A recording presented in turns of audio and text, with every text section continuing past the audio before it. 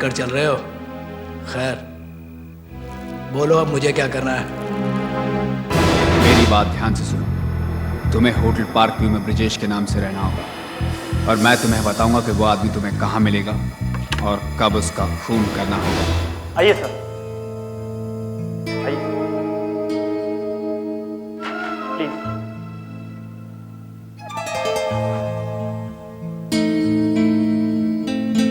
इसे बेड पर रखो। ओके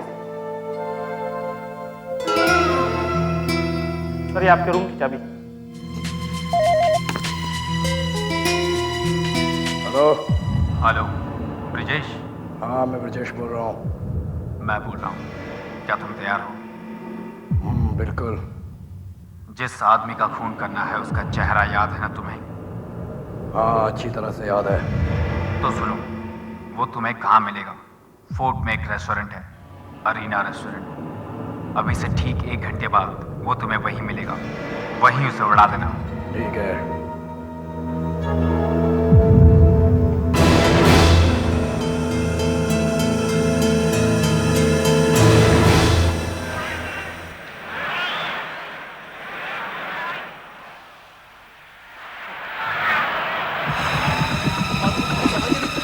अरे संभाल, इसमें ब्रेक नहीं है, ब्रेक नहीं है, संभाल। अरे संभाल के चलाए, आगे सामने सामने।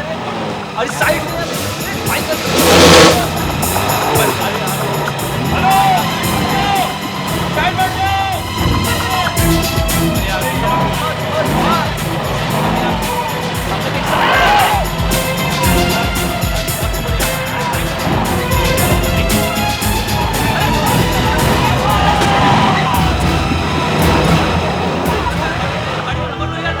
अरे नंबर से यार, अरे अरे नंबर पे फोन करो यार, फोन करो यार। अरे इसका नाम क्या है? इसके पॉकेट में मिलेगा। अरे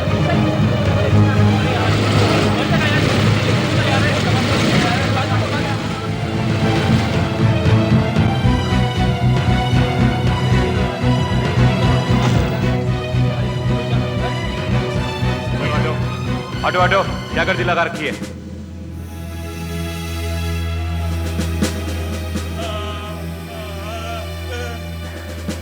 ओह माय गॉड, इसे तो बहुत चोट लगी है। मेरी गाड़ी मेरे को हॉस्पिटल लेके चलते हैं।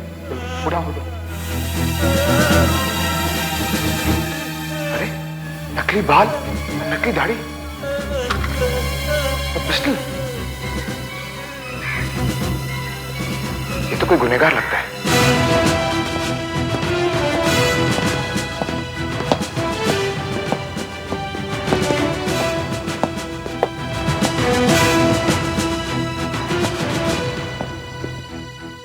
इंस्पेक्टर जीत सर, फोर्ट पुलिस स्टेशन से। इसे हॉस्पिटल में ही लेकर आया। सर, इसके पास ये सारी चीजें हमें मिली है। नकली बाल, नकली दाढ़ी और ये पिस्टल।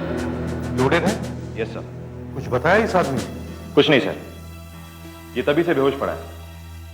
सर, डॉक्टर्स का कहना है कि एक्सीडेंट की वजह से इसकी रीढ़ की हड्डी पे काफी चोट पहुंची है। अभी कभी बोल नहीं पाएगा सर।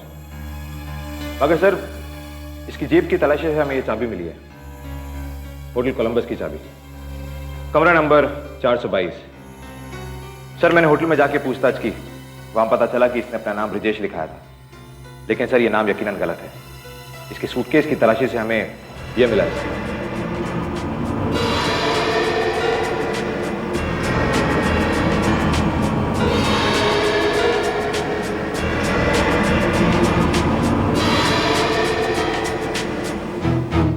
ये तो सब ड्राइविंग लाइसेंस है, नाम अलग अलग है मगर तस्वीर एक।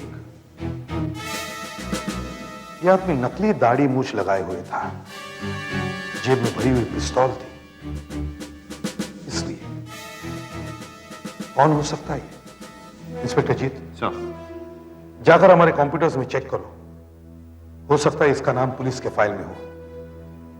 हमें इसका असली नाम जानना होगा। Yes sir. Yes sir. Sir, मैंने उन ड्राइवर लाइसेंस पे जो जो लिखा था और उसकी फोटो कंप्यूटर में डाल दी है। सर, बस अब जवाब का इंतजार है। Okay sir.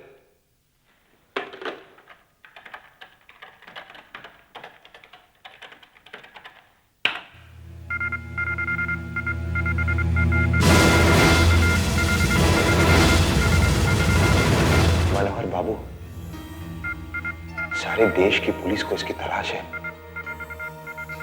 1990 में सोनपुर में खून, 1991 में कोची में खून,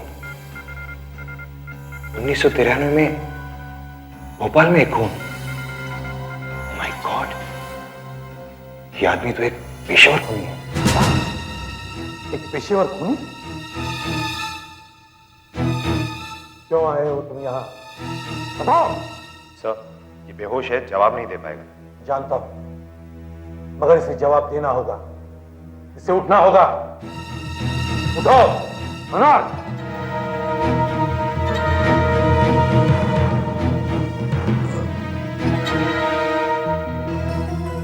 बताओ, क्यों आए हो तुम इस शहर में? बताओ।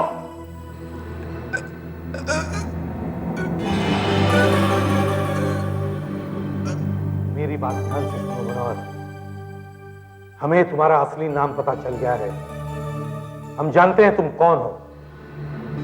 पूरी देश की पुलिस फोर्स को तुम्हारी तलाश है। मनोहर, तुम अब कभी चल फिर नहीं सकते। एक्सीडेंट की वजह से तुम्हारी रीढ़ की हड्डी टूट गई है और तुम्हें इलाज की सख्त जरूरत है। अगर तुमने मेरे सवालों का सच सच जवाब दिया तो मैं तुम्हारा बेहतरीन इलाज करूंगा। बताओ। सर, ये कुछ नहीं बता पाएगा, ये तो बोल ही नहीं सकता। जानता हूं, मगर पलके तो झपका सकता है। और अगर तुम्हें मेरी बात समझ में आ रही है तो पलके झपका कर जवाब देना। अगर हाँ है तो पलके एक बार झपकाना, और अगर ना है तो 2 बार। समझे? और तुम हमारी मदद करोगे? और तुम यहां किसी का खून करने आए हो?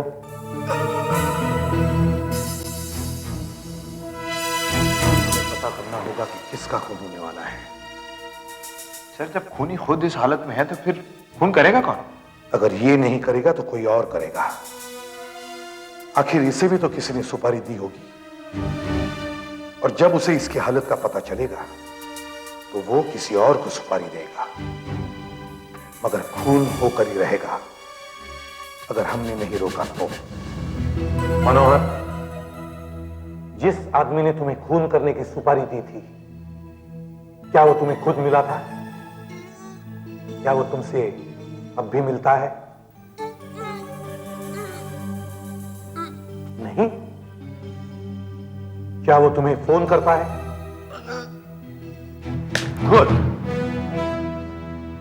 जिस आदमी ने मनोहर को खून करने की सुपारी दी थी, वो खुद नहीं जानता कि मनोहर का एक्सीडेंट हुआ है और वो इस हालत में पड़ा है। लेकिन जब उसे पता चलेगा तो वो बौखला जाएगा और वो मनोहर को फोन करेगा होटल में, और वो फोन हम लेंगे। उस आदमी तक पहुंचने का यही एक रास्ता है। हाँ सर, ब्रिजेश साहब के लिए कोई 6-7 बार फोन आया था एक ही आदमी का। वो बहुत गुस्से में था और बार बार यही पूछ रहा था कि ब्रिजेश कहाँ गए। फिर तुमने क्या कहा? यही कि ब्रिजेश साहब कहीं बाहर गए। मैंने उनसे पूछा भी कि अगर कोई ब्रिजेश साहब के लिए मैसेज हो तो छोड़ दें। वो बोले नहीं। मैंने उनसे पूछा कि आप कौन बोल रहे हैं, तो उन्होंने अपना नाम भी नहीं बताया। इसका मतलब है उसे मनोहर के एक्सीडेंट के बारे में पता नहीं चला है। अब जब उसका फोन आएगा तो मैं मनोहर बन के बात करूंगा। जीत? Yes sir. साथ वाले कमरे में फोन ट्रेस करने का इक्विपमेंट सेटअप किया है ना? Yes sir. गुड। सारी तैयारी हो चुकी है। जैसे ही उसका फोन आएगा हम फौरन पता लगा लेंगे फोन कौन से नंबर से आया है। लगता है जल्दी जाके देखो फोन कहां से आ रहा है। Right sir.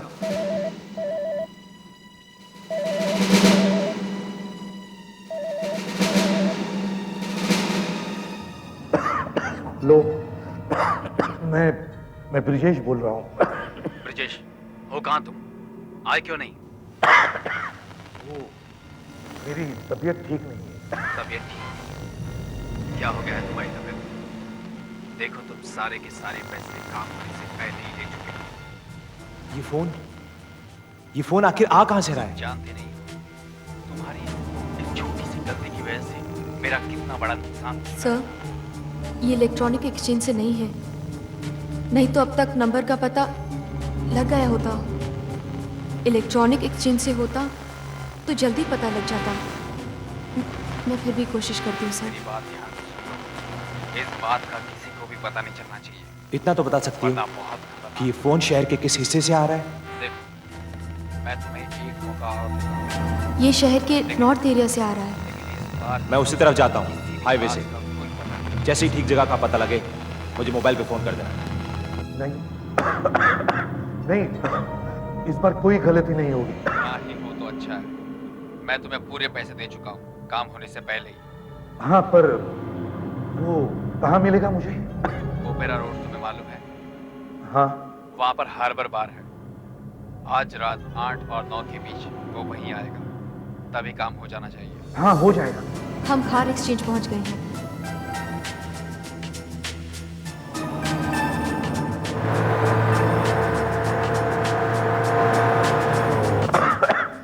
हेलो हेलो, मगर एक बार फिर क्या नाम बताया उसका? नाम से तुम्हें क्या करना है? फोटो देखा ना तुमने उसका? हाँ, मगर बस काम हो जाना चाहिए। हम पार्ला एक्सचेंज पहुंच गए हैं। हेलो हेलो,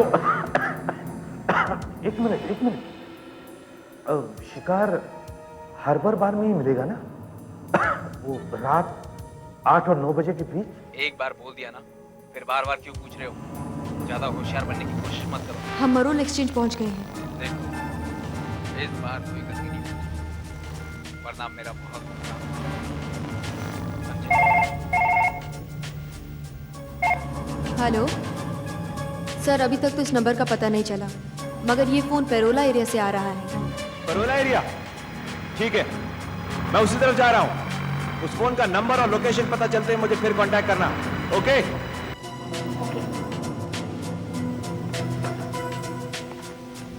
क्या बात कर रहे हो?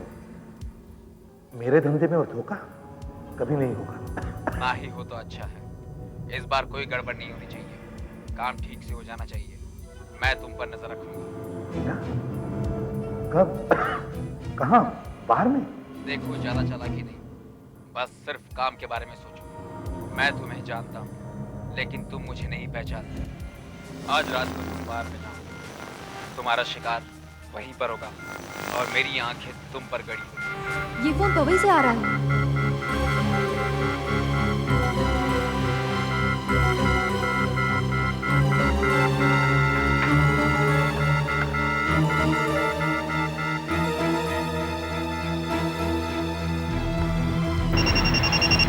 हेलो?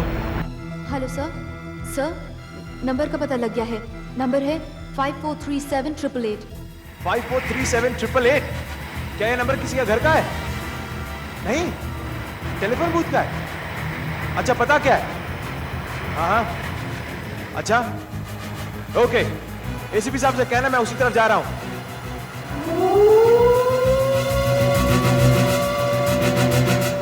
देखो, अब मैं बात नहीं कर सकता, मैं फोन रखता हूँ।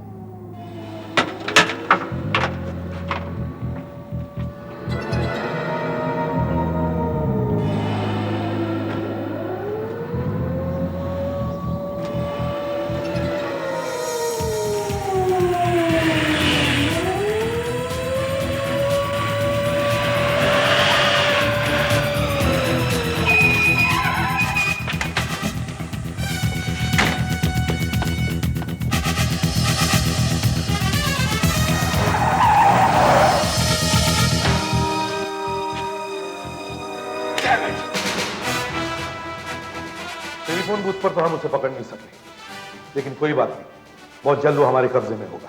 वो कैसे सर? फोन पर उसने मुझे मनोहर समझ के साफ साफ बताया था कि आज रात 8 और 9 बजे के बीच वो हार्बर बार में होगा। शिकार भी होगा और वो खुद भी। लेकिन सर, हम उन दोनों में से किसी को नहीं पहचानते। लेकिन हमारे पास उसकी आवाज तो है, यही हमें उस तक पहुंचाएगी। एक बात ध्यान से सुनो, आज शाम से बार के अंदर और बाहर हमारे आदमी हर तरफ फैला दो और बार के अंदर एक वीडियो कैमरा लगवा दो छुपा कर। और एक बात, कार पार्किंग में हमारा एक आदमी तैनात करो जो 8 और 9 बजे के बीच आने वाली हर गाड़ी का नंबर नोट करेगा। Yes sir. और हाँ, हमारे हर आदमी के पास एक छोटा टेप रिकॉर्डर होना चाहिए, जिससे कि वो रात को 8 और 9 बजे के बीच बार में आने वाले हर आदमी की आवाज रिकॉर्ड कर सके। फिर हम उन आवाजों को इस आवाज से मिलाएंगे, जिससे हमें पता चल जाएगा कि वो कौन है जिसने मनोहर को सुपारी दी थी। Yes sir. ये आदमी मनोहर का इंतजार करेगा, और जब मनोहर नहीं आएगा तो वो बौखला जाएगा और इसी से वो फंस जाएगा। सर, वीडियो कैमरा लगा दिया है और ऐसे छोटे टेप रिकॉर्डर सबको दे दिए हैं। गाड़ियों का नंबर नोट करने के लिए कोई है? Yes sir. गुड। सबसे कह दो कि अपनी अपनी जगह ले ले। Okay sir. बस अब आधे ही घंटे में बार खुलने वाला है। अरे कहाँ गए सब लोग? कोई नहीं है। अरे कहाँ है? क्या हो रहा है ये? देखिए सर, मैं इस बार का मैनेजर हूं। मेरी समझ में ये नहीं आ रहा है कि आप लोग यहाँ क्या कर रहे हैं। मेरे सारे आदमियों की जगह आपने पुलिस वाले तैनात कर दिए। मेरी बार की सर्विस का क्या होगा? देखिए, ये सवाल सिर्फ आपकी बार की सर्विस का नहीं है, ये जिंदगी और मौत का सवाल है। आपके बार में आज रात 8 और 9 के बीच में 2 आदमी आने वाले हैं। उनमें से एक कातिल है और दूसरा शिकार। बस इतना ही जानते हैं हम उनके बारे में। उनका हुलिया तक भी पता नहीं है, लेकिन फिर भी उस कत्ल को होने से रोकना है हमें। 9 नंबर टेबल के लिए एक लार्ज बिस्किट सर। बार में बैठे सभी लोगों की आवाज़ रिकॉर्ड हो रही है, लेकिन कुछ लोगों की आवाज़ रिकॉर्ड नहीं हुई। वो खाली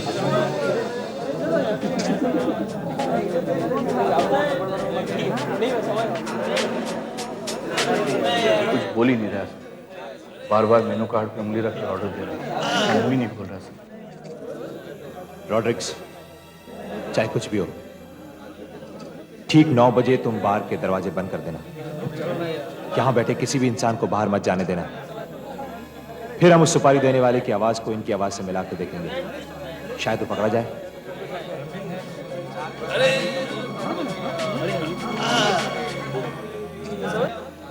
रॉड्रिक्स,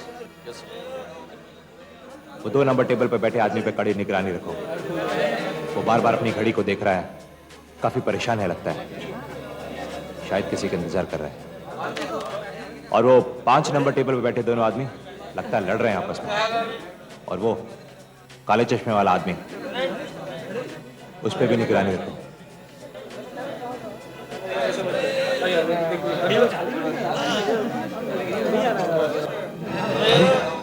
ये सब लोग अचानक कहाँ जा रहे हैं? शायद बाथरूम जा रहे हैं। हमारे आदमी बाहर भी तैनात है सर। कोई भी आदमी हमारी निगाहों से बचकर दूर नहीं जा सकता। मैं थोड़ा लेट आया, पर समझ में कुछ नहीं आया। जब आया तो मुझे भी उन्होंने निकलने के लिए कह दिया, पर सब वेटर लोगों को बाहर से निकाल क्यों दिया? मैनेजर कह रहा था कि पुलिस की कुछ इंक्वायरी चल रही है, वो लोग किसी खूनी की तलाश में हैं। अच्छा, क्या भाई साहब, क्या चाहिए आपको? वो बाथरूम कहाँ पर है? बाथरूम वहाँ नीचे। ओह, थैंक यू। अच्छा, तो क्या कह रहे थे तुम? मैं कह रहा था कि जब मैं सुबह आया था तो मुझसे भी उन लोगों ने यही कहा कि तुम आज छुट्टी पे चले जाओ। फिर मैं खुद हैरान था कि पता नहीं क्या बात है, किसी को अंदर भी नहीं जाने दे रहे थे और पहले क्या तकलीफ थी। बस पूछो मत, कुछ समझ में नहीं आ रहा। पता करते हैं।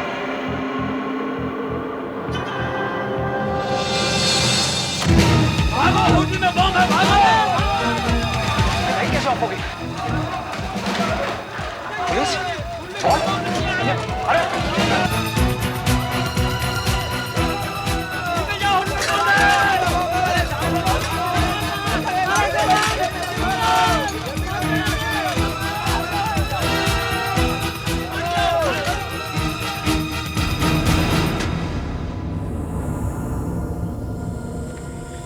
लगता है किसी ने मेन स्विच ऑफ कर दिया। तुमने कल रात इस आदमी को कुकरेजा स्ट्रीट पर छोड़ा, हर्बर बार के सामने? हाँ साहब, छोड़ा। तुम्हारी गाड़ी में वो कहां से बैठा? साहब, इसे मैं बेला डिस्ट्रिक्ट से लाया साहब। बेला डिस्ट्रिक्ट से? वहां तो बहुत सारे ऑफिसेज हैं। इसे तुमने किस बिल्डिंग के सामने से लाया था? साहब, मैं तो वहाँ टैक्सी स्टैंड पे खड़ा था, ये आए और टैक्सी में बैठ गए। अब कहाँ से आए होंगे क्या मालूम। ठीक है, इसे जाने दो।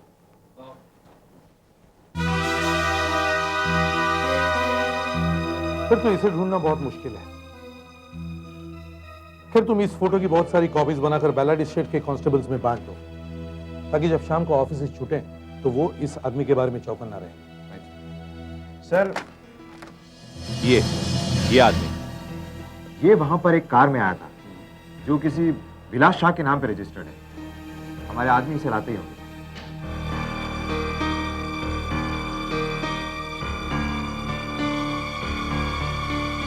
कल रात आप हार्बर बार से भाग क्यों गए? भागा क्यों? सभी लोग भाग रहे थे इसलिए। भागता नहीं तो मर नहीं जाता। बॉम्ब था ना वहां। बॉम्ब? हाँ, बॉम्ब। ये इंक्वायरी उसी की है ना? बॉम्ब की? नहीं, मैं आपको कुछ दिखाना चाहता हूं।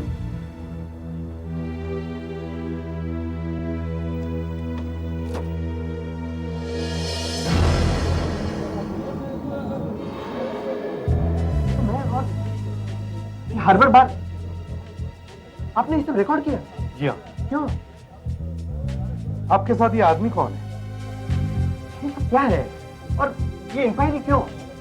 अब मेरे से इतनी पूछताछ क्यों कर रहे हो? मामला क्या है?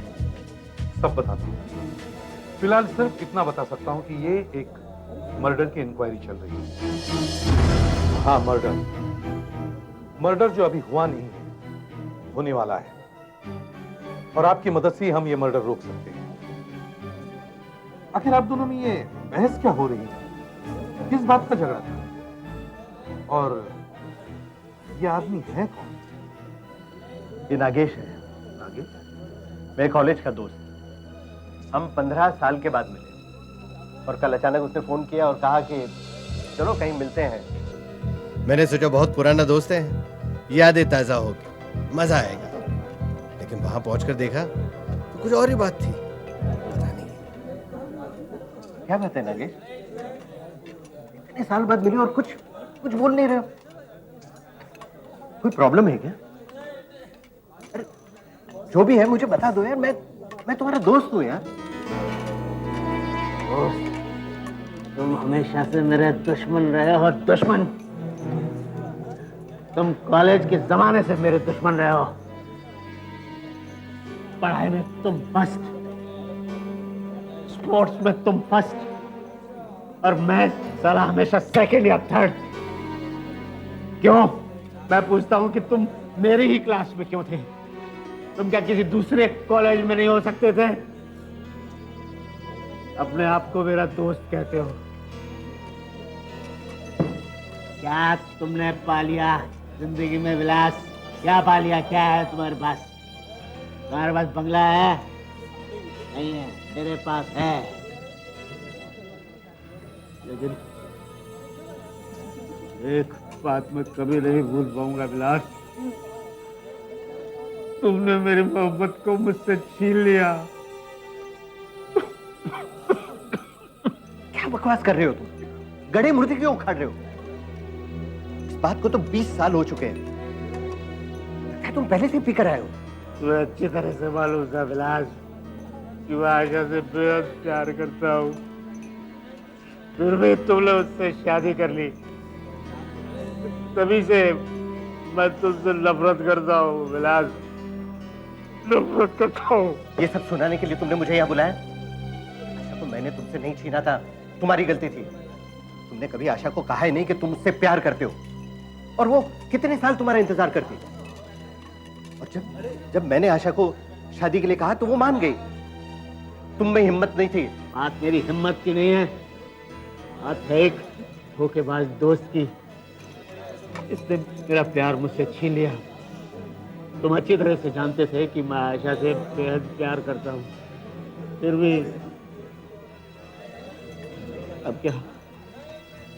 अब तो मेरी जिंदगी वैसे भी खत्म होने वाली है। खत्म होने वाली? क्या बोल रहे हो यार?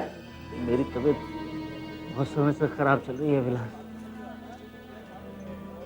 मुझे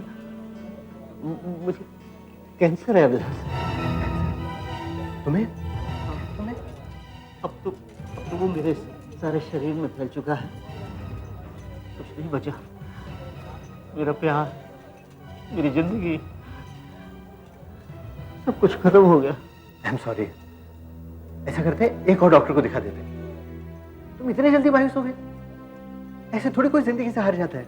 हाँ, तुम्हारे लिए तो ये सब कहना बहुत आसान है ना। तुम्हारा क्या है, मर तो मैं हूं, तुम्हारा क्या? सारा गुस्सा तुम मेरे पे क्यों निकाल रहे हो नागेश?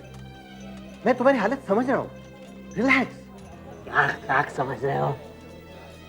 अगर तुम मेरी जगह होते क्या तब भी तुम ऐसे ही आराम से बैठ करके मुझे बेकार सलाह देते? जो मुझ पर बीती है वो मैं ही जानता हूँ विलास। अब कुछ नहीं बचा।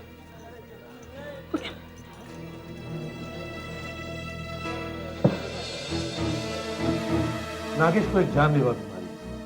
वो कुछ ही दिनों का मेहमान है। वो सालों से तुमसे नफरत भी करता आया है। अब जब वो खुद मर रहा है तो शायद तुम्हारी भी मौत चाहता है। तो क्या सर आपको यह लगता है कि नागेश ने ही मनोहर को सुपारी दी थी विलास को मारने के लिए?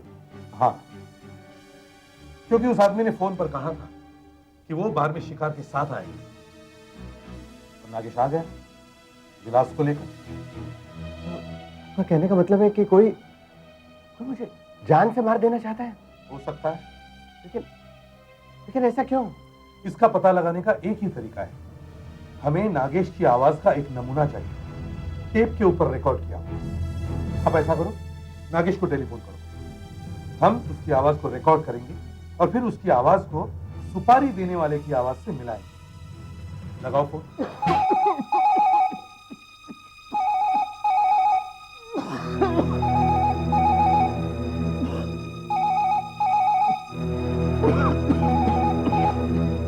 Hello hello Nagesh. हाँ बोल रहा हूँ। मैं विलास बोल रहा हूँ नागेश। अब क्या चाहिए?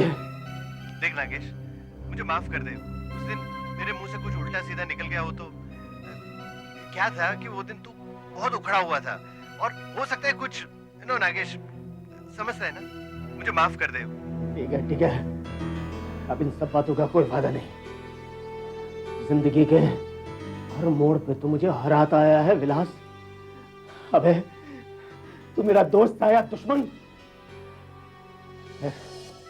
छोड़ो, अब तेरे माफी मांगने का कोई फायदा नहीं विलास। अब जो होना है होके रहेगा, समझे? ठीक है। अब इन सब बातों का कोई फायदा नहीं। जिंदगी के कहने का क्या मतलब था?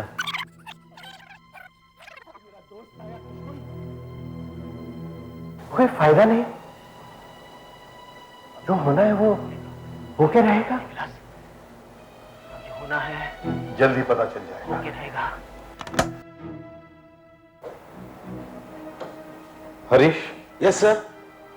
आवाज ठीक से रिकॉर्ड हुई? Yes sir. फिर से चलाकर देखो।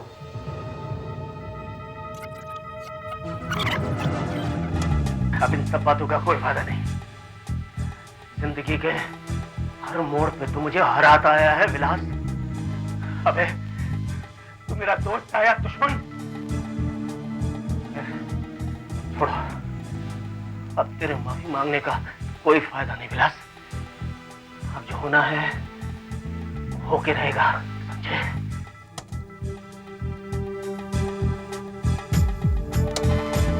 ध्यान से सुनो, वो 8 या 9 के बीच हर बार में आएगा। मैं भी मरूंगा। तुम समय पर पहुंच जाना। चालाकी मत करना, मेरी नजर तुम पर ही रहेगी, समझे? रखता हूं।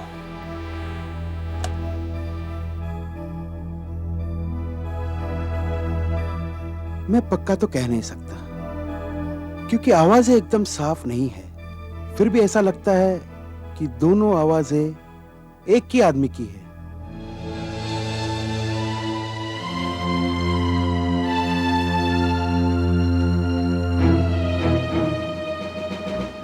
इसका मतलब है ये सारी साजिश नागेश की ही थी।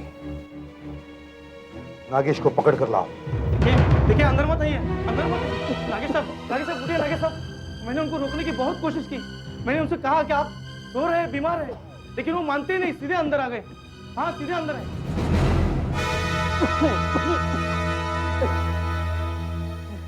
ये सब क्या है? बाहर जाओ। You are under arrest. Vilas का खून करने के साजिश के जुर्म में तुम्हें गिरफ्तार किया जाता है।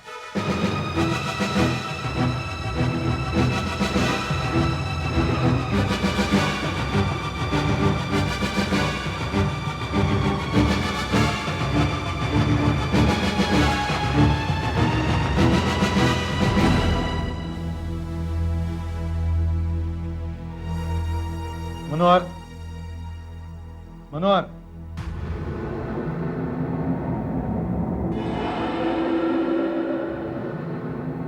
मनोहर, मैं तुमसे कुछ पूछना चाहता हूं, जवाब उसी तरह देना।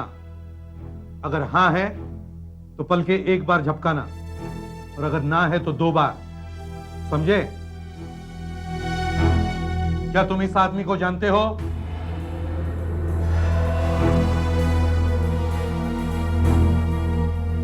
इस आदमी को?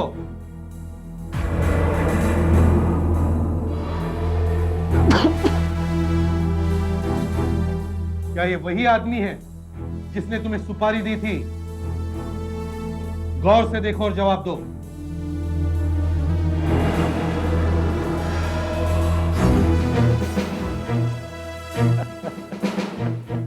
मगर मगर तुम इस आदमी को जानते हो ना?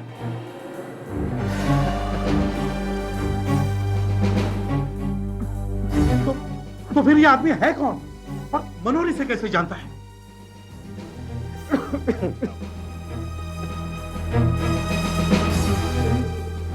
यानी ये वो आदमी है जिसके लिए तुम्हें सुपारी दी गई थी। तुम यहां नागेश का खून करने आए थे। हमसे ऐसी गलती कैसे हो गई? वॉइस टेस्ट में दोनों आवाजें एक दूसरे से एकदम मिल रही थी। मिलती तो है सर, लेकिन जैसा मैंने आपसे पहले कहा कि दोनों की आवाजों की रिकॉर्डिंग टेलीफोन से हुई है और रिकॉर्डिंग कुछ साफ नहीं हुई सर, इसके लिए गलती हो सकती है। I am sorry mister Nagesh, आपके ऐसे नाजुक हालत में हमने आपको इतनी तकलीफ दी। इट्स ऑलराइट एबीसी साहब। अगर नागेश शिकार है तो फिर नागेश को कौन मारना चाहता है? क्या विलास? नहीं, क्योंकि विलास की आवाज फोन करने वाले की आवाज से बिल्कुल नहीं मिलती है। क्या आपको किसी पर शक मिस्टर नागेश? एसीपी साहब, मैं एक बिजनेसमैन हूं, मेरे कई दुश्मन हो सकते हैं। खूनी रात के 8 और 9 बजे के बीच बार में मौजूद था, और आप भी। हम अब तक एक आदमी को ढूंढ नहीं पाए, वो आदमी जो टैक्सी में बैठकर बलाडी स्टेट से आया था। आप जरा देखकर बताएंगे क्या आप इसे पहचानते या नहीं?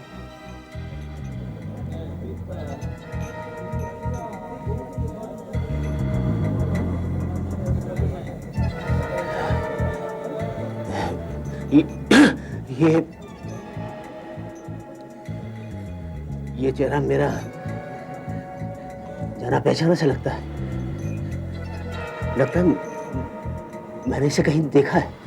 एसीपी साहब, बीमारी की वजह से मेरी याददाश्त कमजोर हो गई, लेकिन मुझे लगता है कि मैंने इसे कहीं देखा है। इसी आदमी को हम अब तक पकड़ नहीं पाए, और हो सकता है कि अब तक इस आदमी ने आपको मारने की सुपारी किसी और को दे दी हो। हम अब तक खूनी तक तो पहुंच नहीं पाए, अगर खूनी हम तक पहुंच सकता है। जीत सर, नागेश के घर के चारों ओर हमारी आदमियों का जाल बिछा दो। कभी ना कभी खूनी इन्हें मारने आएगा जरूर। जब वो आएगा हमारी जाल में फंस जाएगा। हेलो सर, इधर सड़क पर कोई नहीं है। सड़क पे कोई नहीं है? No sir. ठीक है, तैनात रहो। सर, घर चारों तरफ से हमारी निगरानी में है सर। हमारे 5 आदमी चारों तरफ डटे हुए हैं। हमारी नजरों से बचकर कोई भी घर में घुस नहीं सकता। Sir, inspector Verma report. हमने नॉर्थ रोड नंबर 1 से 5 तक और साउथ रोड नंबर 19 से 26 तक इन इलाकों पर अपने सारे आदमियों को साधारण ड्रेस में निगरानी पर रखा हुआ। सर, हमें पूरा यकीन है कि हमारी नजरों से बचकर यहाँ से कोई भी नहीं निकल सकता। ठीक है, अपने आदमियों से कहना कि अलर्ट रहें, बिल्कुल चौकन्ना रहें।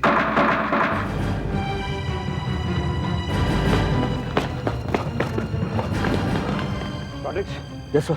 ये आवाज तो पिछले के दरवाजे की तरफ से आई है। Yes sir. वहां तो नागेश का कमरा है।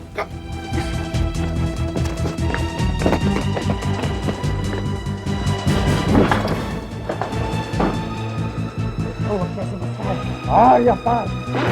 रुक जाओ, ऐसे नहीं चलेगा। मिस्टर नागेश, मिस्टर नागेश,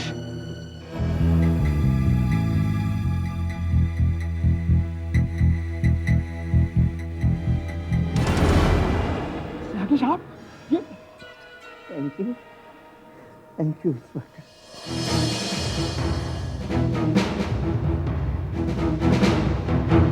नागेश कमजोर दिल वाला आदमी था और जब उससे कैंसर का दर्द सहन नहीं हुआ तो उसने अपने आप को खत्म करना चाहा, मगर हिम्मत नहीं जुटा पाया, नहीं कर सका वो ये काम। और इसीलिए उसने एक पेशेवर मुजरिम को पैसे देकर अपना ही खून करवाने की कोशिश की। जब से मुझे कैंसर हुआ इतना दर्द होता है कि बर्दाश्त नहीं होता।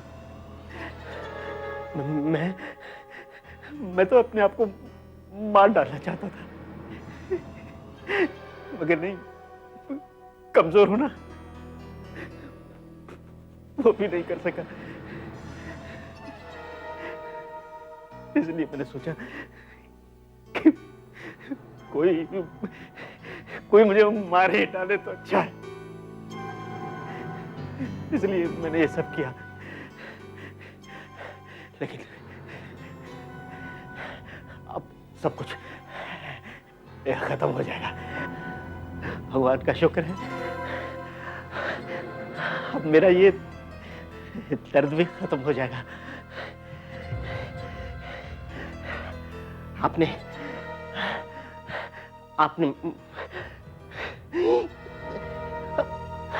मुझे माफ कर दिया ना। आपने मुझे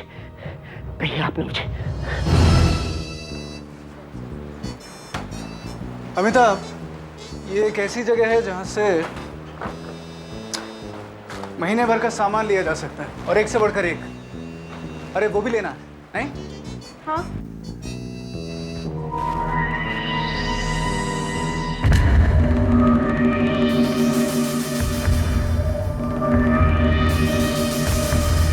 अमिताभ, मेरा कोई लेटर आया क्या? हाँ, लगता तो है। किसका है? अनुज, ये क्या है? हम लोगों का एक पेशेवर गैंग है। किसी को भी गोलियों से उड़ा देना हमारे लिए बच्चों का खेल है। जब भी हमारी नजर किसी चीज पर पड़ जाती है तो समझो कि वो चीज हमारी हो गई। किसी में इतनी हिम्मत नहीं कि हमें रोक सके, और अगर हमें कोई रोकने की कोशिश करेगा तो उसका एक ही अंजाम होगा, मौत, सिर्फ मौत।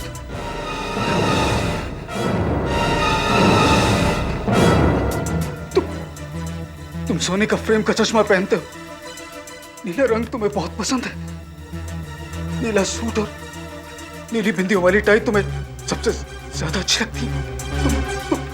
तुम्हारी गाड़ी का नंबर MN02B5171 है।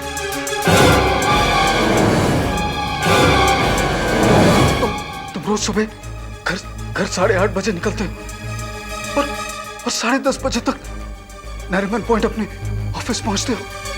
तुम्हारी कंपनी का नाम 3AC सर्विस है। मेरे बारे में सब कुछ मालूम, उन्हें मेरे बारे में सब कुछ मालूम है। कई दिनों से मेरा पीछा कर रहे हैं अमिताभ, कई दिनों से। हमसे चालाकी करने की कोशिश मत करना, वरना अमृता के चेहरे पर एसिड फेंक देंगे। तुम्हें हमें नजराना देना होगा। 5 लाख, हमें 5 लाख रुपए चाहिए, तैयार रखना। हम बताएंगे कि कब और कहां देना होगा। अशोक, मुझे अशोक को बुलाना होगा। अशोक, अशोक।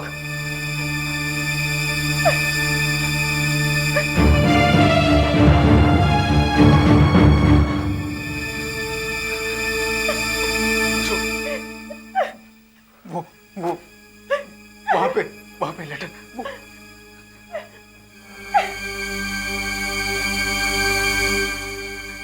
अगर तूने पुलिस को बताने की कोशिश की तो याद रख कि कि आदमी को गाड़ने के लिए सिर्फ 6 फुट का गड्ढा चाहिए।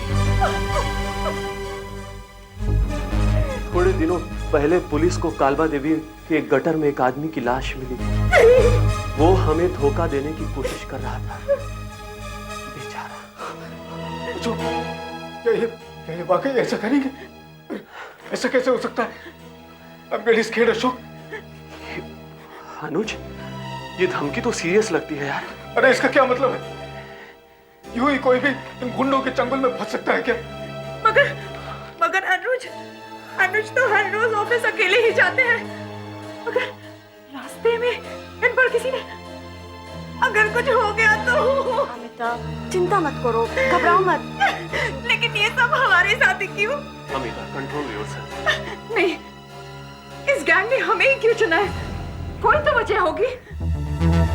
तेरी गाड़ी का नंबर MH02B5171 है। सुबह 10:30 बजे तू नरीमन पॉइंट अपने ऑफिस पहुंचता है। तेरी कंपनी का नाम है 3 Aces सर्विसेज। तेरे बारे में हम सब कुछ जानते हैं।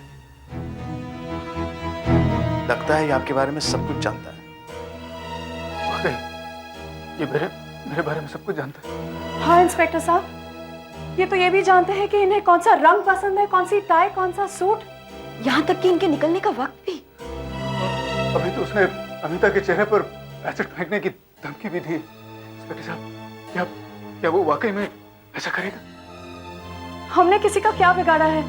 ये सब हमारे साथ ही क्यों हो रहा है? देखिए अमिता जी, ऐसे धमकियों के केसेस आजकल आम है। और अगर आप इन धमकियों से डर गए तो बस यही तो चाहते हैं वो।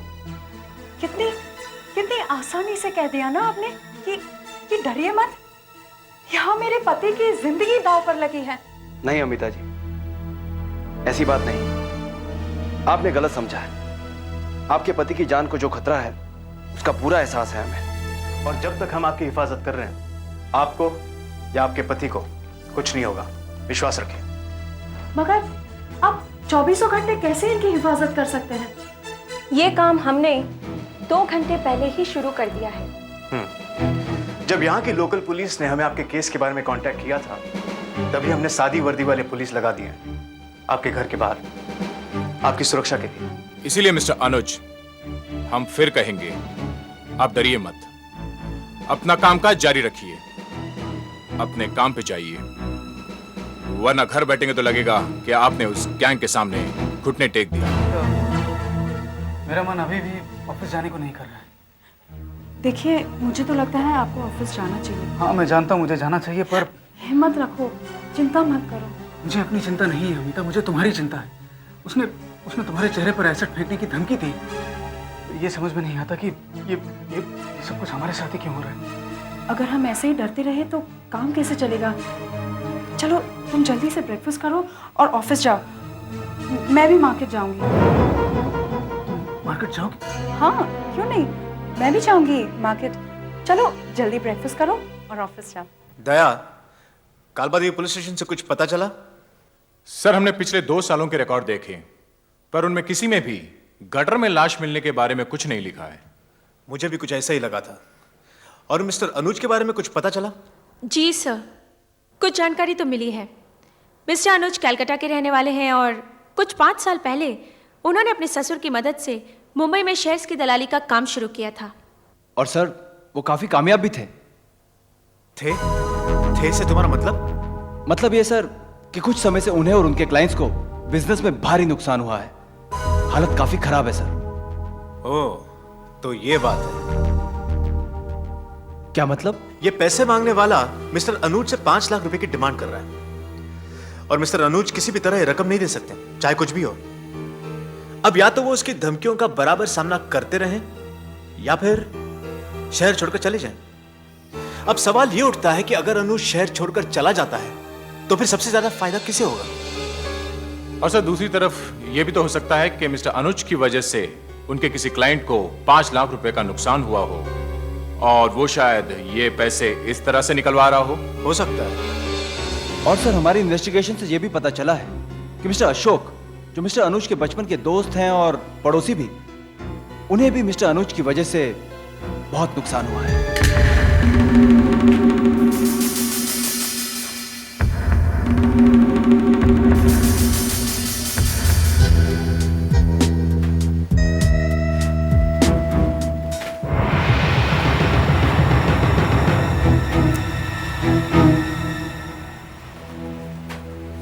हेलो हेलो बेटा, हेलो, हाउ आर यू? क्या नाम है आपका? Very good. कौन सी स्कूल में पढ़ते हो? बचाओ! बचाओ! बचाओ! बचाओ!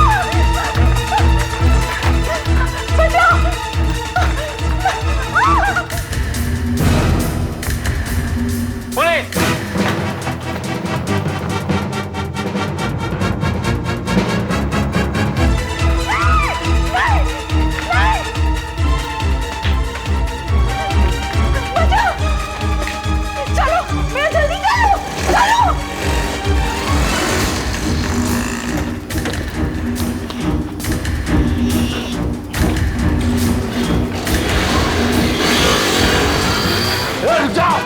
रुक जाओ!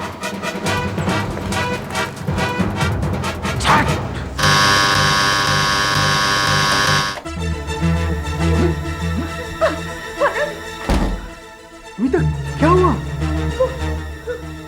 उसने सुपर स्टोर में मेरा पीछा करने की कोशिश की। वो मुझ पर हमला करना चाहता था। हमला? कैसा हमला? आखिर क्या हुआ? मैं स्टोर में घूम रही थी कि अचानक वो मेरे पीछे आकर खड़ा हो गया और अमिता कहकर हंसने लगा। मैं डर के मारे कांपने लगी और चिल्लाकर वहां से भागी और ऑटो में बैठकर मैं सीधा यहाँ आ गई।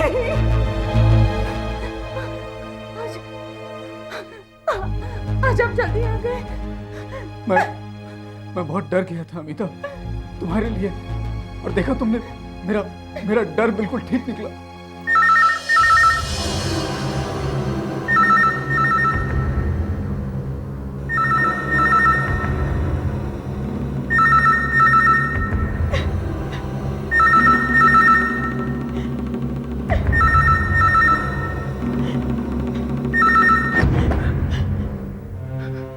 हेलो। अब एक खुशकिस्मत है तेरी अमृता कि वो आज बच गई, नहीं तो मैं आज उस पर एसिड फेंकने ही वाला था। खैर, कुछ देर और संभाल ले उसका बेदाग थोबड़ा, क्योंकि अगली बार मैं उसके साथ होली खेलूंगा, और वो भी एसिड से। मैं तुम्हारे हाथ जोड़ता हूँ, क्यों तुम मेरे साथ ऐसा कर रहे? क्या बिगाड़ा है मैंने तुम्हारा? क्या बिगाड़ा मैंने तुम्हारा? क्यों तुम मुझे परेशान कर रहे? क्यों? सॉरी मिस्टर अनुज, हमारे आदमी की निगाह जरा चूक गई, वरना आज वो पकड़ा जाता। इंस्पेक्टर साहब, उसने एक बार और धमकी दी है कि वो अमिता के चेहरे पर एसिड डालेगा, और आज तो उसने डिपार्टमेंटल स्टोर में कोशिश भी की। उसने फोन पे क्या कहा? उसने कहा कि वो एसिड डालने ही वाला था। कि क्या आप यकीन से कह सकते हैं कि उसने एसिड ही कहा था? हाँ, उसने एसिड ही कहा था। नहीं, I mean, वो एसिड शब्द ठीक से तो बोल रहा था, उसका उच्चारण तो ठीक था। एसिड तो एसिड ही है, उसका उच्चारण ठीक है या नहीं, इससे हमें क्या फर्क पड़ता है?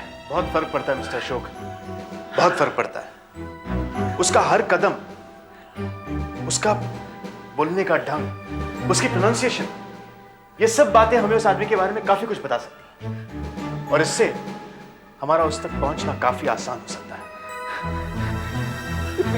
इतनी टेंशन पालने से तो अच्छा है कि मैं उसे पैसे दूं और अपनी जान छुड़ाऊं। मिस्टर अनुज, अगर आप उन लोगों की बात मानेंगे तो ये आपकी मुसीबतों की शुरुआत होगी, अंत नहीं। आप हिम्मत रखिए, सब ठीक हो जाएगा। मिस्टर अनुज, ये हमारा पहला केस नहीं है, हम ऐसे काफी केसेस सुलझा चुके हैं और हमसे कोई बच नहीं सका है। अब आप एक काम कीजिए, हम आपको एक मशीन देते हैं। ये एक रिकॉर्डिंग मशीन है, इसे आप घर ले जाइए और अपने फोन से जोड़ दीजिए। जब भी आप इस पर बात करेंगे तो फोन करने वाले की सारी बातें इस पर रिकॉर्ड हो जाएंगी, और फिर हम उस आदमी की बातें दोबारा सुन सकेंगे। ये देखिए। इसके लिए हम टेलीफोन एक्सचेंज से भी तो रिक्वेस्ट कर सकते हैं ना? हाँ, कर तो सकते हैं, मगर उन्हें काम शुरू करने में काफी समय लगेगा और हमारे पास वक्त बहुत कम है। इसे ले जाइए और उस आदमी की आवाज रिकॉर्ड कीजिए। आखिर क्या कहते हैं सीआईडी वाले? कुछ तो हल होगा, कुछ तो कहते होंगे वो।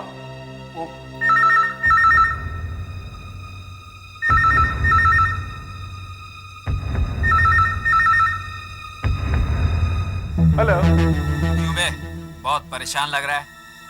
पहचाना? सुनील बोल रहा हूँ। अपने उस चमचे अशोक से बोल के मेरे मामले में टांग नहीं अड़ाए, समझा? और एक बात ध्यान से सुन, मुझे पैसे चाहिए और वो भी 48 घंटे में, याद रखना। Hello hello. कल हमें अनुज और अशोक के बारे में यह भी पता चला है कि दोनों कलकत्ता में कॉलेज में एक साथ पढ़ा करते थे।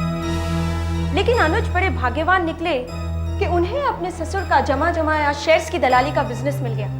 मिस्टर अशोक ने भी काफी मेहनत की है सर, लेकिन उनका बिजनेस कुछ जमा नहीं है। एक बार तो दोनों साथ मिलकर बिजनेस करने की भी सोच रहे थे। सब कुछ तय हो गया था सर कि अचानक मिस्टर अनुज पीछे हट गए।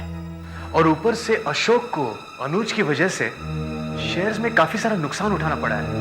राइट सर, अगर इन धमकियों से डरकर अनुज इस शहर को छोड़ने की बात सोचते हैं तो इसका सीधा फायदा अशोक को होगा। क्योंकि मिस्टर अनुज सीधे मिस्टर अशोक के पास ही जाएंगे और उन्हें अपने बिजनेस देने की बात करेंगे। और मिस्टर अशोक जिनकी हालत बहुत खराब है, उन्हें मिस्टर अनुज का जमा जमाया बिजनेस मिल जाएगा और जो उनका नुकसान हुआ है वो भी बराबर हो जाएगा। अब सारा मामला आहिस्ता आहिस्ता साफ होने लग गया है। पहले वो लेटर, फिर वो फोन कॉल, फिर धमकियां, वो एसिड, अशोक का नुकसान, अनुज का बिजनेस, उसका चला जाना। अब ये केस काफी दिलचस्प होने जा रहा है। इंस्पेक्टर साहब, मैं आप ही का इंतजार कर रहा था। आप अभी तक ऑफिस नहीं गए? हम लोगों की सर पर तलवार लटकी हुई है और आप ऑफिस की बात कर रहे हैं। हाँ इंस्पेक्टर साहब, हम आम आदमी हैं। जब अपनी जान पर बनाई है तो फिर ऑफिस क्या और हम नॉर्मली कैसे जी सकते हैं इंस्पेक्टर साहब? और ऊपर से वो फोन पे फोन किया जा रहा है। हाँ, हर आधे घंटे में फोन करता है। प्लीज आप कुछ कीजिए ना। उसकी बात तो रिकॉर्ड हो ही गई होगी ना? जी। कितनी देर बात की उसने? ज्यादा नहीं, पर मुझे लगता है कि उसे शक हो गया था कि हम उसकी आवाज रिकॉर्ड करने लगे, क्योंकि बाद में उसकी बात छोटी होने लगी। देखते हैं।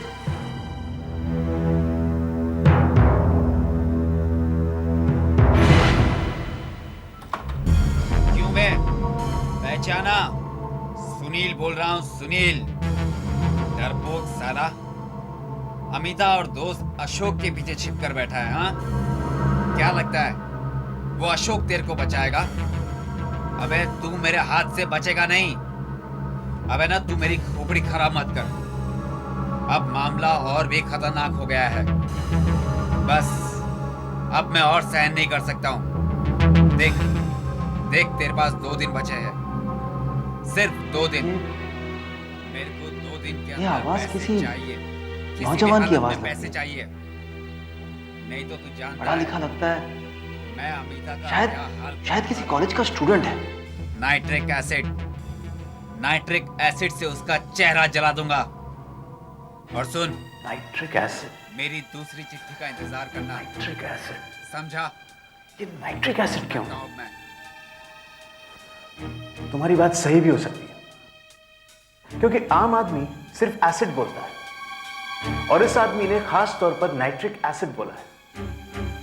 अब या तो ये किसी केमिकल्स के कंपनी में काम करता होगा या फिर ये किसी कॉलेज में स्टूडेंट होगा, क्योंकि कॉलेज के लेबोरेटरीज में नाइट्रिक एसिड काफी यूज होता है। इस कैसेट को हमारे साइको एनालिसिस डिपार्टमेंट भेज दो। इस आवाज के जरिए हम पता लगा सकेंगे कि वाकई किस तरह का आदमी। और मृदुला, अनुज को फोन लगाओ, देखो कोई और फोन आया था। सर,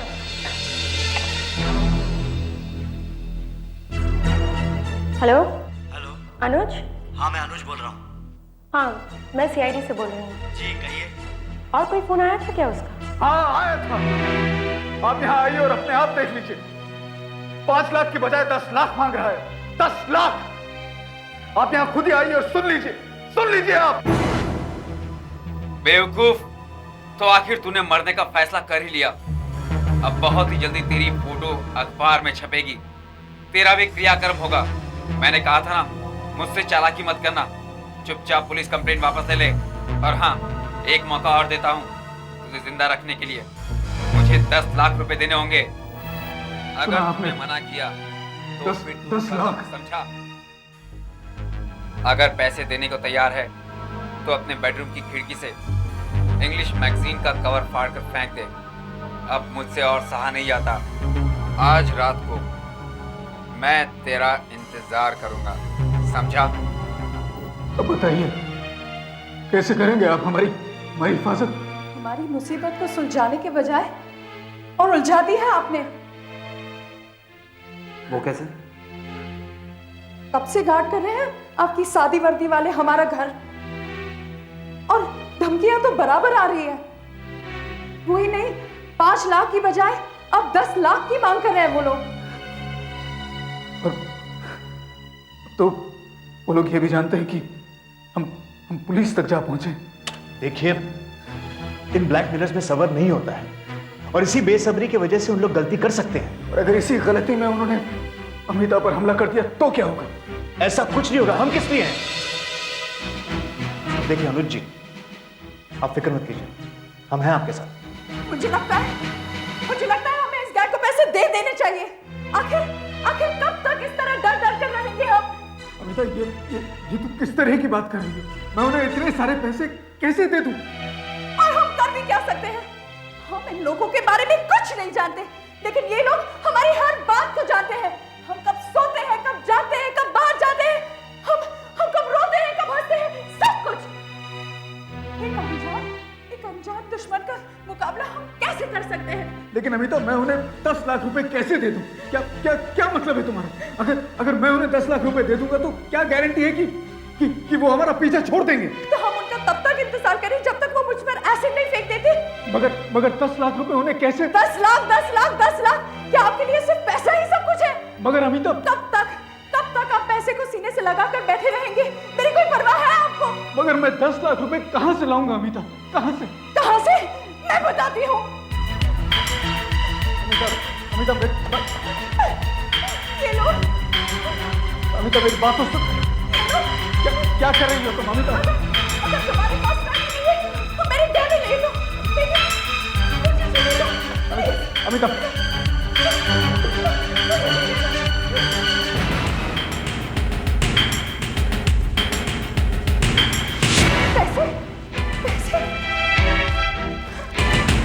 पैसे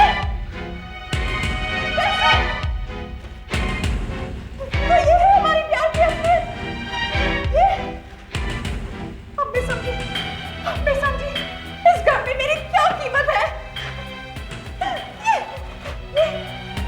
अमिता, ये मेरे वो क्लाइंट्स के। झूठ मत बोलो, ये तो कम से कम 7-8 लाख रुपए है। क्या हम मेरी जान पर बनी है और तुम फिर भी पैसे छुपा कर रखते हो? तुमको अपने पैसे दोबारा दो।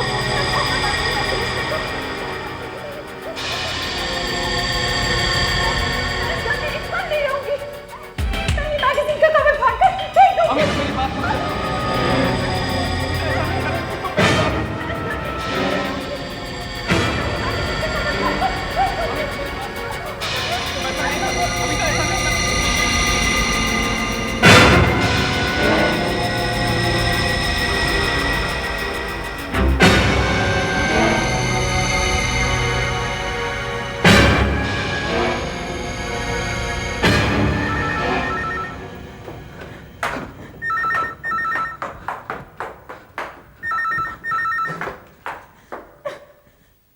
हेलो।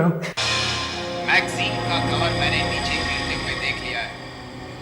अच्छा हुआ कि तुम लोगों ने मेरी बात मान ली। ब्लैकमेलर की स्टाइल अब थोड़ी बदल गई है। शुरू में तो वो हम करके बोल रहा था, जैसे कि पूरे गैंग के लिए बात कर रहा हूँ, लेकिन अब वो मैं पे उतर आया है। मैं जैसे कि अकेला। मेरे ख्याल से वो कुछ उतावला हो रहा। सर, फिर भी मुझे लगता है कि हमें मिस्टर अनुज और उनकी बीवी को थोड़ी और प्रोटेक्शन दे देनी चाहिए। सर,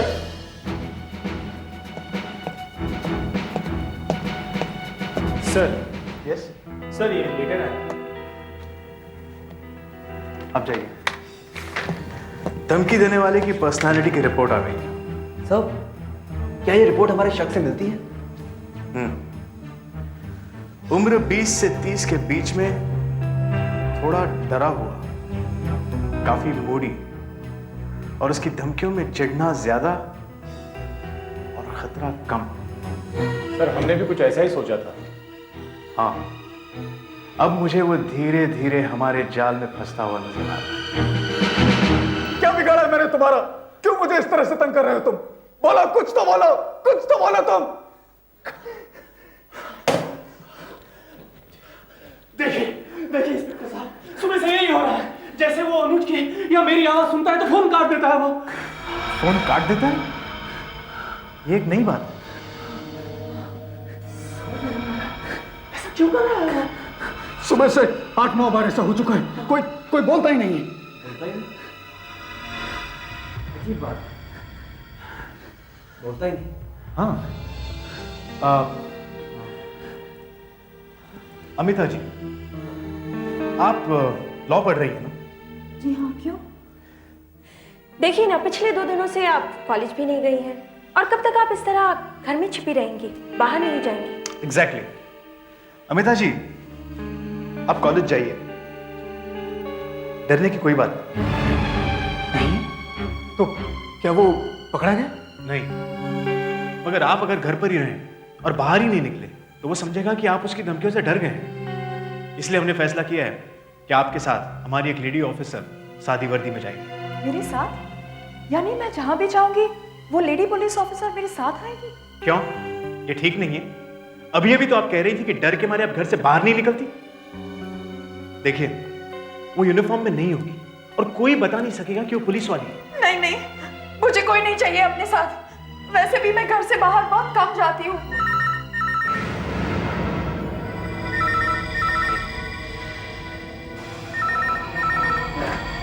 हेलो, हाँ मैं बोल रहा हूँ कलकत्ता से। अरे तू कलकत्ता में क्या कर रहा है? वो लोग तैयार हो गए? That's great.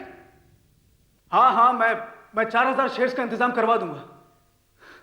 अरे ये तो बहुत बड़ी डील है, अरे लाखों की है। हाँ मैं जरूर आऊंगा। क्या कहा? अभी इसी वक्त? अरे लेकिन टिकट्स का इंतजाम हो गया है, एयरपोर्ट पर है। कितने बजे की फ्लाइट है? 1.5 घंटे में? हाँ मैं आता हूं। हाँ वहां पहुंचने के बाद तुझे फोन जरूर करूंगा। Okay bye. इंस्पेक्टर साहब, वो कैलकाटा वाली मेरी डील निकल आएगी। देखिए 20 लाख का मामला है और कई दिनों से इसके बारे में बात चल रही है। मुझे आज अभी इसी वक्त जाना होगा। अरे लेकिन आपकी जगह कोई और नहीं जा सकता? इतनी टेंशन है यहाँ पर और आप नहीं इंस्पेक्टर साहब, मेरे अलावा और कोई नहीं जा सकता, मुझे ही जाना होगा। Amitabh, I am very sorry, लेकिन मुझे जाना ही होगा। इस टेंशन में तुम मुझे अकेला छोड़कर जा रहे हो? और तुमसे उम्मीद भी क्या की जा सकती है? हम हैं ना आपके साथ, जस्ट रिलैक्स। मैं चल रहा हूँ तुम्हारे साथ एयरपोर्ट तक। फटाफट चलो, अपने पेपर साथ ले लेना। चलो।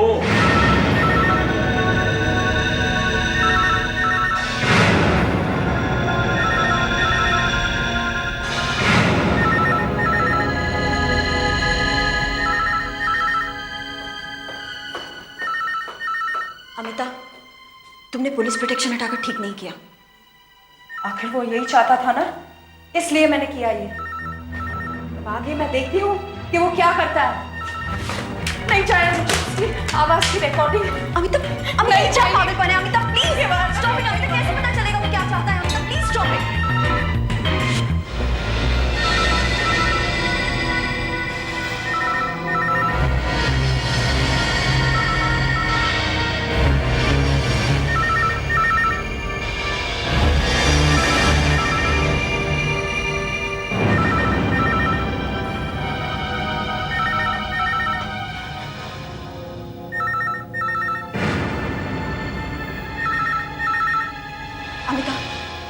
अमिता प्लीज फोन मत उठाना। अमिता, हम लोग घर में अकेले हैं। अमिता प्लीज। अमिता नहीं, मैं देखना चाहती हूँ कि वो क्या चाहता है।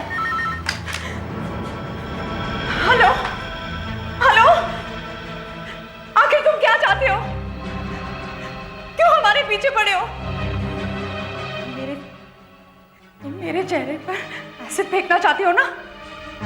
लो फेंको, फेंको। बताओ तुम मुझे कहाँ मिलना चाहते हो? ठीक है, ठीक है, मैं आ रही हूं।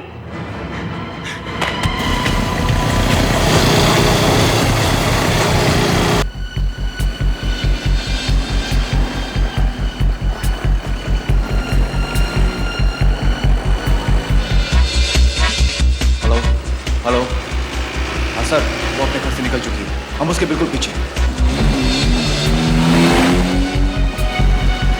हेलो दया, तुम हमारी जीप को फॉलो करो।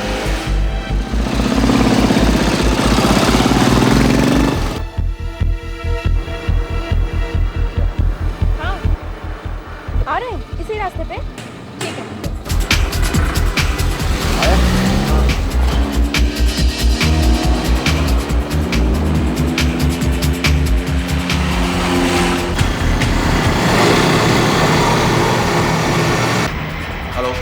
हेलो हेलो सर, आप दया को मोटरसाइकिल लेकर आगे जाने दीजिए और आप हमारे पीछे आइए। Right sir.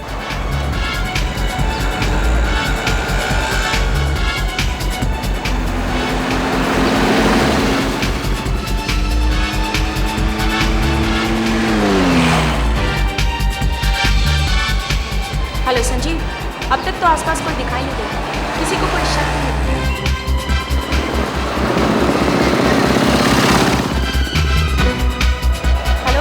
दया से कहो कि टैक्सी के पास ना रहे, हम पर शक हो सकता है। ओके संजीव, आगे के सिग्नल से मैं लेफ्ट जा रहा हूँ, मुझे लगता है वो भी लेफ्ट ही जाएगी, एसवी रोड की तरफ। उस पर नजर रखो।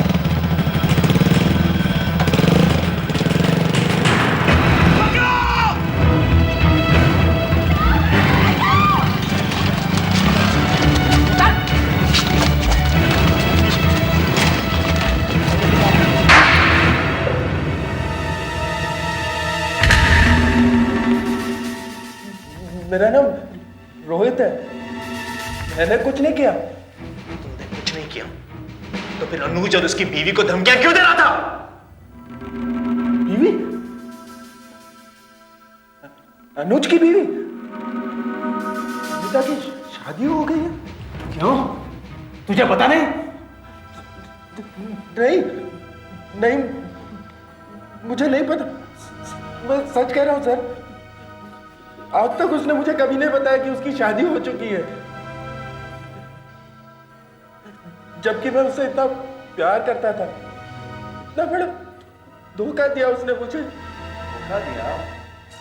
हाँ, उसने मुझसे शादी का वादा भी किया था, और उस दिन उसने मुझे बताया कि उसके पिताजी उसकी शादी करने वाले किसी अमीर आदमी के साथ, और उसने मुझे ये भी बताया कि वो आदमी कुछ दिनों के लिए उनके साथ रहने वाला है और मुझे जल्दी कुछ करना चाहिए। फिर मुझे तो मेरी समझ में कुछ नहीं है मैं क्या करूं। फिर उसी ने मुझे आइडिया दिया। कौन सा आइडिया? उसने कहा कि उसका होने वाला पति बहुत डरपोक है, थोड़ा डराएंगे तो भाग जाएगा। बाद में मुझे मालूम ही नहीं था आगे करना क्या है। उसने मेरे फोन लेने ही बंद कर दिए। मैं उसको मिले बगैर रह नहीं सकता था, इसलिए आज मैंने उसको मिलने के लिए बुलाया। मुझे उसके पैसे नहीं, सिर्फ उसका प्यार चाहिए था। कोई मुझे बताएगा यहाँ पर क्या हो रहा है? सिक्योरिटी वालों ने मुझे एयरपोर्ट पर 2 घंटे तक बिठा कर रखा। मेरी फ्लाइट भी मिस हो गई। Mister Anuj, I am sorry, आपको कलकत्ता बुलाने वाला फोन मैंने ही करवाया था। मगर लेकिन फोन तो मेरे दोस्त ने कलकत्ता से किया था। नहीं, वो फोन हम ही ने करवाया। मगर क्यों? क्योंकि जब जब आप फोन उठाते थे, फोन करने वाला फोन काट देता था। इसलिए हमें लगा कि आपको किसी भी हालत में यहां से हटा देना चाहिए, तभी वो हमारे सामने आएगा। तो क्या आपने उसे पकड़? हाँ, हमने उसे गिरफ्तार कर लिया। कौन है वो? और मेरे पीछे क्यों पड़ा? ये सब आप इनसे पूछिए, ये सब कुछ जानती है। हाँ, मैं सब कुछ जानती हूँ। मैंने ही करवाया ये सब। उसी को पहली चिट्ठी इन्होंने ही डाली थी लेटर बॉक्स में। सब बिल्कुल प्लान के मुताबिक चल रहा था, मगर वो बेवकूफ रोहित बार बार फोन करने लगा, उतावला हो गया। क्योंकि उस बेचारे को मालूम ही नहीं था कि आगे क्या करना है, इसीलिए इनसे मिलने वो डिपार्टमेंटल स्टोर में इंतजार कर रहा था और इनसे वहां बात करने की कोशिश भी की। बेवकूफ को मालूम नहीं था? पुलिस वाला मेरे पीछे लगा था, मैं उससे कैसे बात कर सकती थी? इसलिए मुझे वहां से भागना पड़ा। ये आपको छोड़कर वापस कलकत्ता जाना चाहते हैं। वहां आपसे शादी करने से पहले इन्हें अपने कॉलेज के एक लड़के से प्यार हो गया। मगर इनके पिता ने इनकी शादी आपसे करने की ठान ली थी और इन्हें अपने पिता की बात माननी पड़ी। मगर शादी के बाद, आपके साथ मुंबई आने के बाद, हाँ, मैं वापस कलकत्ता जाना चाहती थी, सौमित्र के पास। इन्हें पता था कि आप एक सेंसिटिव और इमोशनल इंसान हैं और बहुत नर्वस भी। आप बहुत जल्दी घबरा जाते हैं, आपको हाइपरटेंशन है और आपका ब्लड प्रेशर भी बहुत ज्यादा है। और फिर आपकी पत्नी ने एक प्लान बनाया। पहले तो आपको डरा डरा कर एक नर्वस रेक बना दिया, बिल्कुल पागल सा। और जब आपका मानसिक तनाव बढ़ जाए तो किसी भी एक बात को लेकर एक बखेड़ा खड़ा कर दें और फिर आपसे लड़ झगड़ कर मानसिक तनाव की दुहाई देकर आपसे तलाक मांग सके। आपके कबर्ड में छिपे हुए पैसे देखकर इन्हें अच्छा बहाना मिल गया। और यकीन मानिए, जब तक ये फाइनली आपसे तलाक मांगती, तब तक तो शायद आप खुद ही इनसे परेशान होकर इनसे छुटकारा पाने को तैयार हो जाए। CID के और भी मजेदार और सस्पेंस से जुड़े एपिसोड्स को देखने के लिए हमारे चैनल को सब्सक्राइब करें और बेल आइकॉन दबाना ना भूलें।